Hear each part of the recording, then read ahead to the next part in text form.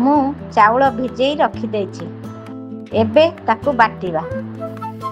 ଚାଉଳ ବଟାକୁ ଗୋଟେ କାଂସିକୁ ଅଜାଡ଼ି ଦେବା। କଡ଼େଇରେ କିଛି ପାଣି ବସାଇ ତାକୁ ଗରମ କରିବାକୁ ଛାଡ଼ିଦେବା। ପାଣି ଗରମ ହୋଇଗଲେ ଆଉ ସେଥିରେ ଚାଉଳ ବଟାକୁ ଦେଇ ବାରମ୍ବାର ଘୋଳାଇବା। ଏବେ ସେଥିରେ ଭୃଷଙ୍ଗ ପତ୍ରକୁ ପକାଇଦେବା।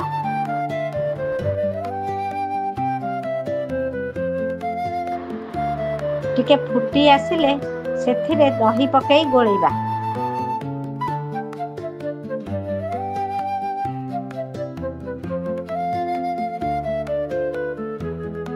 ଏବେ ସେଥିରେ କିଛି ହଳଦୀ ଗୁଣ୍ଡ ବି ପକାଇବା। ମଝିରେ ମଝିରେ ତାକୁ ଏମିତି ବି ଗୋଳଉଥିବା।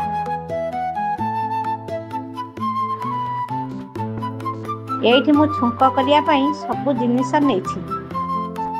ଏବେ ମୁଁ କଡ଼େଇରେ କିଛି ତେଲ ଦେବି।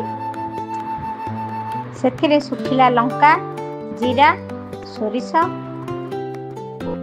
ଆଉ ଛେଚି ରଖିଥିବା ରସୁଣକୁ ଛୁଙ୍କ କରିବି।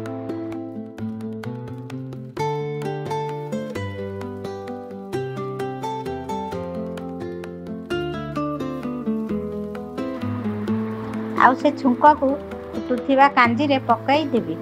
ତିଆରି ହୋଇଗଲା ଆମର କାଞ୍ଜି।